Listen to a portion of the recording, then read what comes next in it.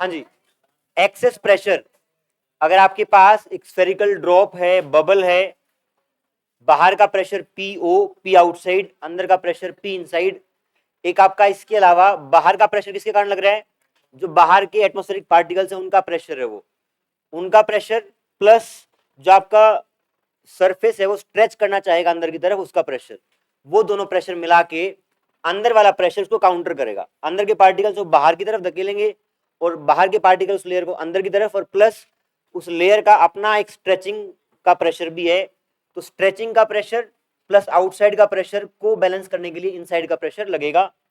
ये आपका रहता है P O plus P excess is equals to P I, P excess is equals to P I minus P O. ये आपका excess pressure है। एक बात ध्यान रखना हमेशा, इसमें बताओ कौन सा बड़ा है, पी ओ या पी आई? पी आई बड़ा है। तो जब भी बाहर का जो सरफेस है वो कन्वेक्स सरफेस है और जो अंदर का सरफेस है वो कनकेव सरफेस है,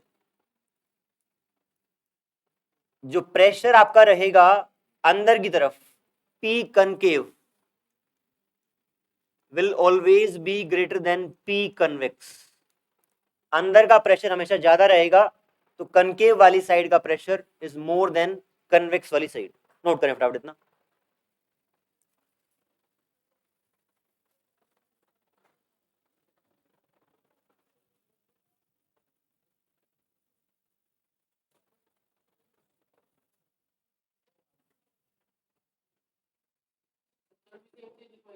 हाँ सेम लिखवाई जी, आप इतना कर लें, आपने कर रखा है तो लिख लें, कोई दिक्कत नहीं।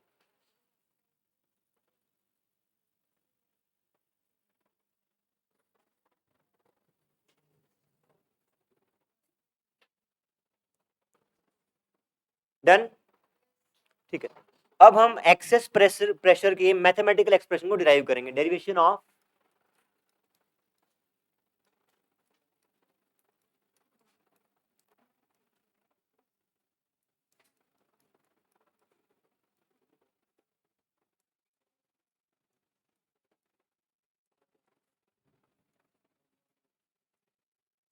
Derivation of excess pressure. हाँ जी भाई साहब आदित्य, बिल्कुल पिन ड्रॉप साइलेंस। और बार बार नहीं कहना चाहिए यार, आप इतने मैच्योर बच्चे हो गए नहीं हो? डेरिवेशन ऑफ एक्सेस प्रेशर आपका,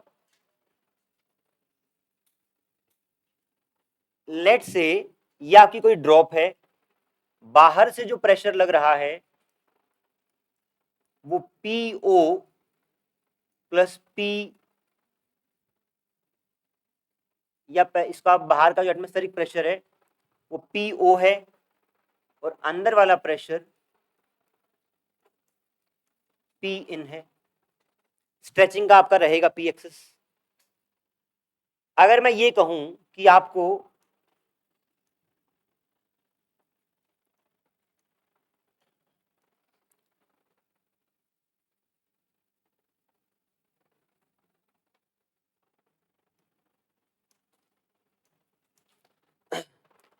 इसका इनिशियल रेडियस था आर, और बाद में इसका ये वाला जो बढ़ गया है new radius is R plus D are.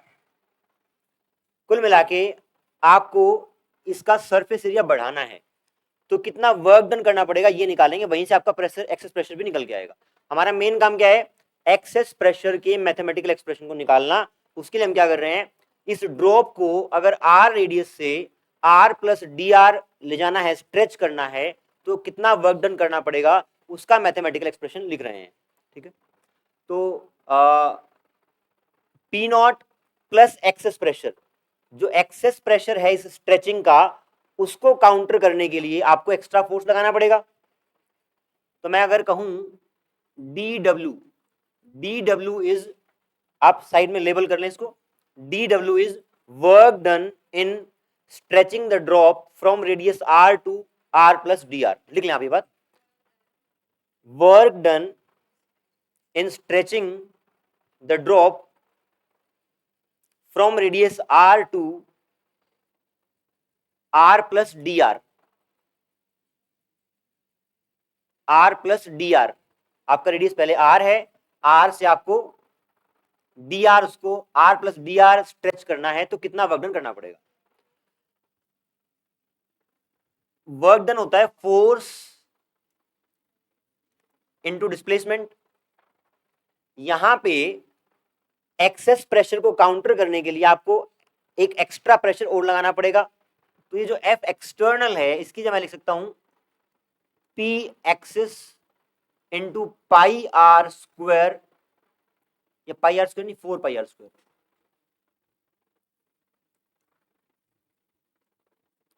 देखिए आप क्या कर रहे हैं, जो एक्स्ट्रा प्रेशर लगा था उसको काउंटर करने के लिए अंदर से एक प्रेशर और लगाया एक्स्ट्रा, ठीक है ना।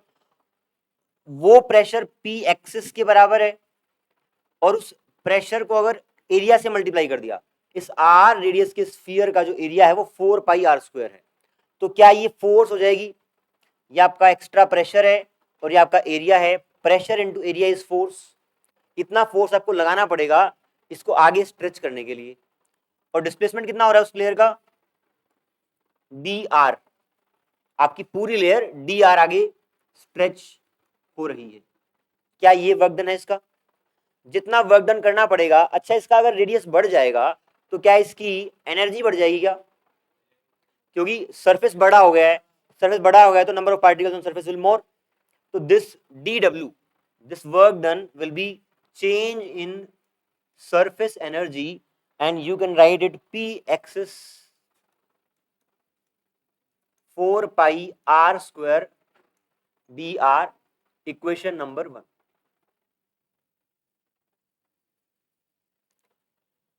जितना वर्क डन करोगे उसको r से r प्लस dr ले जाने में, उस वर्क डन के बराबर ही आपकी एक्स्ट्रा एनर्जी स्टोर हो जाएगी, डेल्टा यू। ठीक है, डेल्टा यू का एक एक्सप्रेशन और है आपके पास, delta U is surface tension into increase in area. इसका एरिया कितना इंक्रीज हुआ? S, final area is 4 pi R plus D R का whole square, initial area 4 pi R square. ये आपका चेंज इन एरिया आ गया। इसको आप ओपन अप कर दो, 4 पाई बाहर निकाल लो, S into 4 pi R square plus D R का whole square 2 R D R minus R square. क्या किया है, ये 4 पाई दोनों जगह था, बाहर निकाल लिया, इसको a प्लस बी का whole square, A square plus B square plus 2ab लगाया आपने। ये लगाने के बाद ये 4 पाई बाहर आ गया था, वहां पे आर स्क्वायर बच गया। ये आर स्क्वायर यहां से यहां कैंसिल हुआ और ये आपका आ गया। अच्छा, एक बात और, डी आर अपने आप में बहुत छोटा सा एलिमेंट है, D R is very small element, D R square और भी छोटा हो जाएगा। एक बात बताएं, क्या किसी टर्म को स्क्वायर करने पे हमेशा नंबर बढ़ता है क्या? जरूरी नहीं है। हाँ, 1 से छोटा होगा, अगर आप स्क्वायर कर देंगे तो घट जाएगा। एग्जाम्पल, फॉर एग्जाम्पल 1/10 है, इसका स्क्वायर कर दो, 1/100 हो जाएगा। तो एक छोटे नंबर का जब स्क्वायर करते हैं तो और छोटा हो जाता है। D R is a small length element, तो डी आर स्क्वायर का स्क्वायर और भी छोटा हो जाएगा। You can neglect this term. आप ये पॉइंट लिख लें, कहीं भी लिखना चाहें तो, क्या D R length element is very small, therefore dr square will be much more smaller, hence we can neglect it। Simple सी बात है। तो dr is a very small length element, ठीक है। dr is a very small length element, dr square is much more smaller, dr square is much more smaller, therefore we can neglect it, therefore we can neglect it in the above। तो रहने दे, बाद में देख लो। अब इसको यहां multiply करेंगे, S 4 पाई, वहां से 2R और dr आया, ये आ गया डेल्टा यू का एक्सप्रेशन, इक्वेशन नंबर 2। दोनों से ही आपने डेल्टा यू का एक्सप्रेशन निकाला है, एक में वर्क डन के फॉर्म से और एक में delta U equal to S delta A के एक्सप्रेशन को यूज करके। दोनों को इक्वेट कर दें, करें इक्वेट फटाफट इसको। इक्वेटिंग इक्वेशन 1 एंड 2, ये आपका आ जाएगा P excess 4 pi R square D R is equals to S 4 pi या 8 पाई होगा सीधा, 8 pi R D R, D R गया,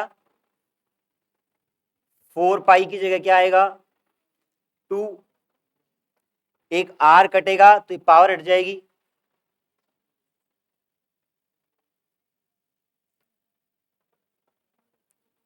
ठीक है। अब ये वाला जो एक आर यहां बच गया वो वहां जाएगा, कुछ भी नहीं है। अगर पहले आप सिंपल एक्सप्रेशन लिख लें, दो मैंने लिखी है, अपने हिसाब से इसको कट करने की कोशिश करें, फाइनल एक्सप्रेशन विल बी, यहां लिख रहा हूं मैं, हाँ जी, P excess is 2s by are,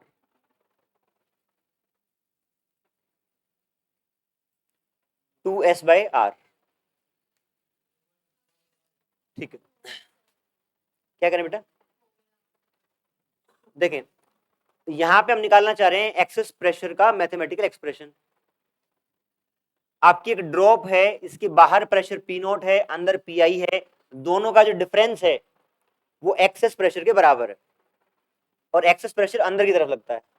उस एक्सेस, अगर मुझे इस ड्रॉप को एक्सटेंड करना है तो मुझे कुछ वर्क डन करना पड़ेगा और उस पी एक्सेस को काउंटर करना पड़ेगा। तो मैं मैथमेटिकल एक्सप्रेशन लिख रहा हूं कि आर से जब R plus D R radius में आप उसको स्ट्रेच करेंगे तो कितना वर्क डन करना पड़ेगा। उस वर्क डन के लिए आपको फोर्स इनटू डिस्प्लेसमेंट का फॉर्मूला यूज करना है। फोर्स यहाँ पे क्या रहेगी, आपको काउंटर करना है एक्सेस प्रेशर को, तो एक्सेस प्रेशर के बराबर आपने अंदर से प्रेशर लगाया into area of this smaller sphere 4 pi R square, pressure into area becomes force, और आपको डिस्प्लेसमेंट करनी है डी आर की। तो इस एफ की जगह, फोर्स की जगह ये पूरा टर्म आ गया, pressure into area into D R, work done आ गया।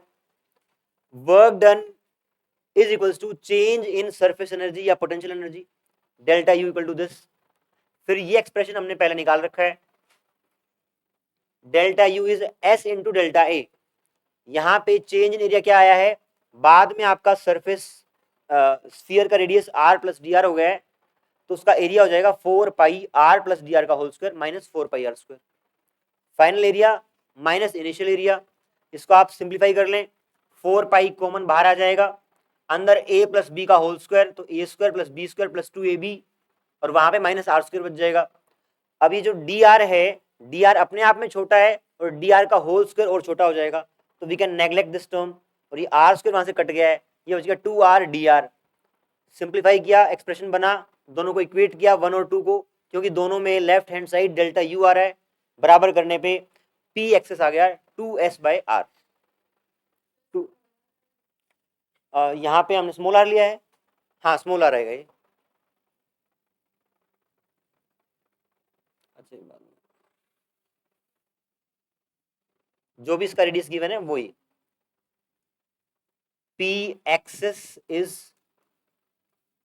2s बाय आर, जो भी आपके बबल का या ड्रॉप का एक्सेस प्रेशर है, ठीक है।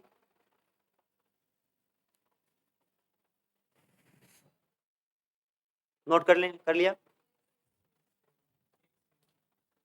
तू कहाँ रह गया था, हाँ कल से तेरे को अलाउ नहीं करूंगा।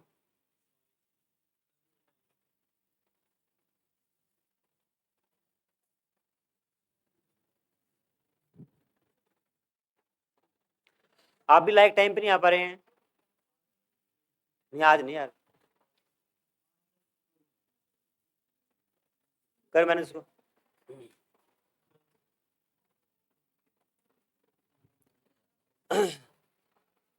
देखें यहाँ पे एक बार,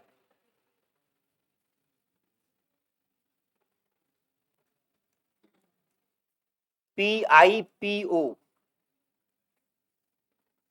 इन दोनों प्रेशर के बीच में जो डिफरेंस रहेगा वो आपका 2S/R रहेगा। यहाँ पे 2S क्या है? हाँ, क्या? भावनाओं को समझ जाएं आप, ये लीजिए PiPo, ठीक है। इन दोनों प्रेशर्स, अंदर के और बाहर के प्रेशर के बीच में जो डिफरेंस है वो है 2S/R, इसी को आप P एक्सेस बोलते हैं। अब यहां पे बताएं आप S क्या है और R क्या है? S क्या है? फोर्स। बताएं भैया S क्या है? सरफेस टेंशन है। किस चीज का सरफेस टेंशन है? एटमोस्फियर का। सहमत है सब लोग? ड्रॉप का सरफेस टेंशन आपके लिक्विड के सरफेस का होता है, तो यहां पे जो लिक्विड से ड्रॉप या बबल बना हुआ है उसका सरफेस टेंशन S है। R क्या है? Radius of bubble. ठीक, आप अगर बाद में भूल जाएं तो अभी लिख लें, S क्या है? Surface tension of liquid of drop, जो भी लिक्विड से आपका ड्रॉप बना है उसका सरफेस टेंशन S है। क्या समझ है? सीधे बैठेंगे चुपचाप। हाँ जी, इसके न्यूमेरिकल बाद में करेंगे, दो थियोरेटिकल टॉपिक बचे हैं, पहले वो निपटा रहे हैं।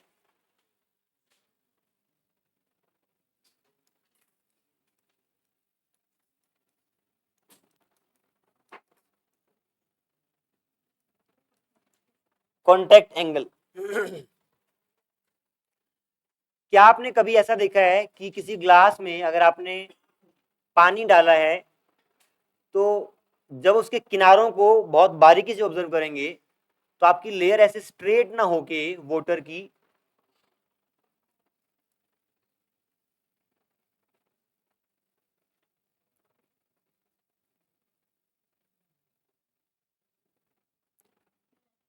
नहीं देखा?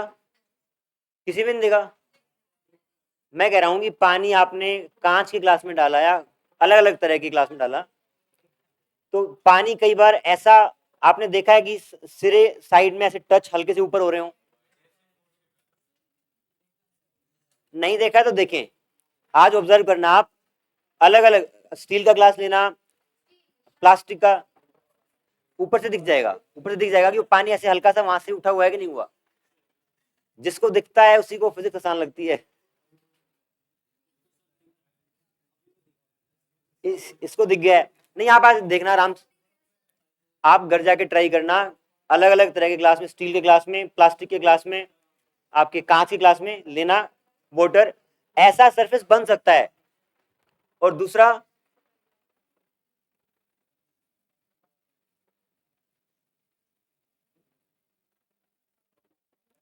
किनारों पे ऐसी सरफेस भी बन सकती है, हल्की सी उठी हुई उस साइड से। ठीक है, अब इनका रीजन क्या है वो समझेंगे। लेट्स से जो लास्ट मॉलिक्यूल है, जो लास्ट मॉलिक्यूल है वाटर का या जो भी लिक्विड गिवन है,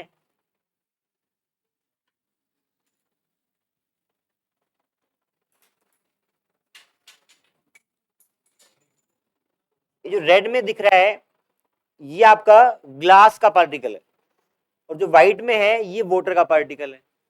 इन दोनों के बीच में जो फोर्स लगेगी, अट्रैक्टिव फोर्स, वो अडहेसिव फोर्स कहलाएगी या कोहेसिव? कोहेसिव, अडहेसिव, क्योंकि आपके डिफरेंट टाइप के पार्टिकल हैं तो इनके बीच में अडहेसिव फोर्स लगेगी। और आपके लिक्विड के पार्टिकल्स, जो ये पार्टिकल्स रहेंगे आपस में, उनके बीच में कोहेसिव फोर्स लगेगी। जब आपकी अडहेसिव फोर्स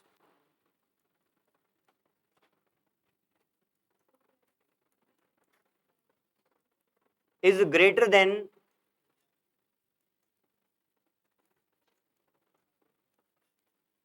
कोहेसिव फोर्स, जब ग्लास उस पार्टिकल को जो खींच रहा है वो फोर्स बड़ी हो जाएगी एज कंपेयर टू द आपके वाटर के पार्टिकल्स की फोर्स, तो पानी किनारों पे ऊपर उठाएगा। ठीक है, यहां पे आपकी जो कोहेसिव फोर्स है वो बड़ी है और एडहेसिव फोर्स वीक है।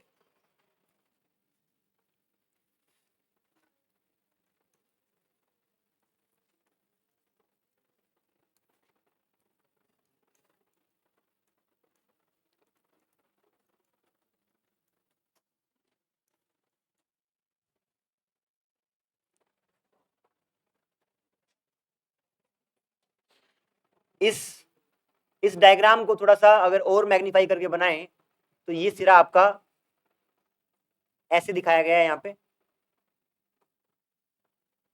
और यहां पे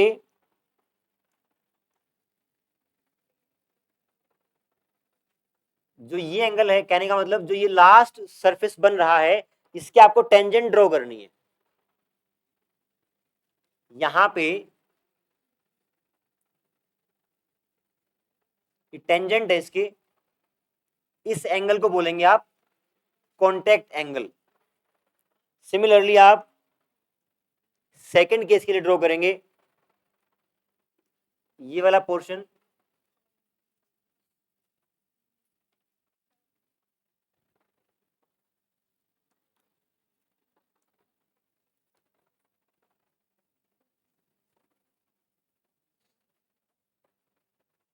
जो कॉन्टेक्ट एंगल होता है वो लास्ट पॉइंट पे जो टेंजेंट ड्रॉ की है उस पे और आपकी जो वॉल है ग्लास की उसके बीच का एंगल है, और वो एंगल क्या करें बताएंगे एक बार। यहां पे ये वाला एंगल थीटा कहलाएगा कॉन्टेक्ट एंगल, और यहां पे ये वाला एंगल थीटा कहलाएगा। आपको एंगल कंसीडर करना है जो लिक्विड के अंदर की साइड हो, टेंजेंट और वॉल के बीच में जो लिक्विड के अंदर की साइड हो वो आपका कॉन्टेक्ट एंगल कहलाएगा। तो इसका मतलब जहां पे आपका लिक्विड राइज करता है या एडहेसिव फोर्स बड़ी है वहां पे कॉन्टेक्ट एंगल कैसा है, एक्यूट है, और जहां पे कोहेसिव फोर्स बड़ी है वहां पे एंगल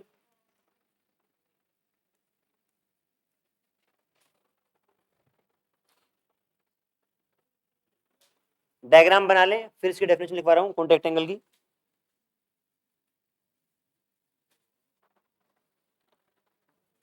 इस केस में लिक्विड राइजेस अप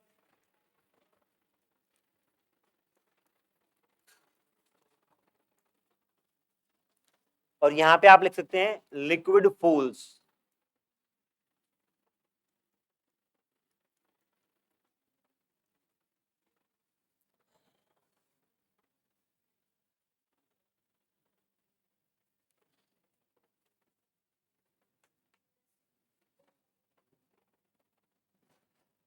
इसमें एक पॉइंट और ऐड कर सकते हैं, जब आपका लिक्विड उस कंटेनर की तरफ बढ़ता है तो आप बोलते हैं कि liquid weights the container.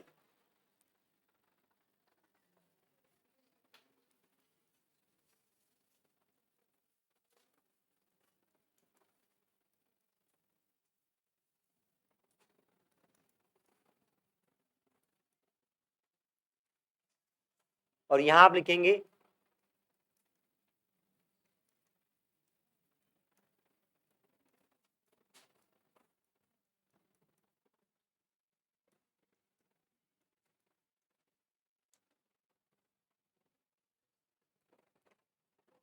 Wait नहीं करने का मतलब है, कई बार आपने देखा होगा ना लिक्विड ना अपने आप में सिकुड़ के रहना चाहता है।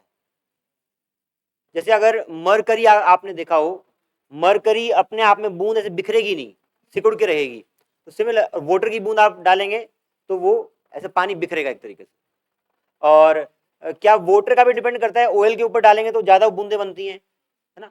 तो जो ऐसा रहे कि लिक्विड अपने आप में सिकुड़ के रहना चाहता है, ये वाला केस है आपका कि लिक्विड अपने आप में सिकुड़ के रहना चाहता है, तो हम बोलते हैं कंटेनर को वेट नहीं करेगा। और यहाँ पे वो उसकी तरफ बढ़ रहा है तो हम बोलेंगे लिक्विड कंटेनर को वेट करेगा। ठीक, देखिए आप, the angle enclosed the angle enclosed between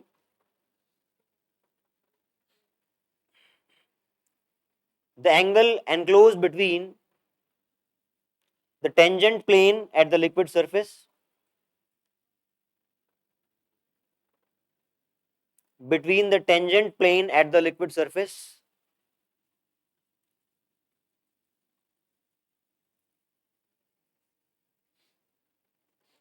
and the tangent plane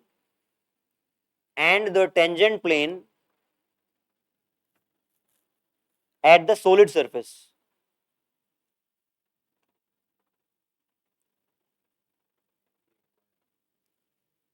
दोबारा बोल रहा हूं, the angle enclosed between the tangent plane at the liquid surface and the tangent plane at the solid surface at point of contact.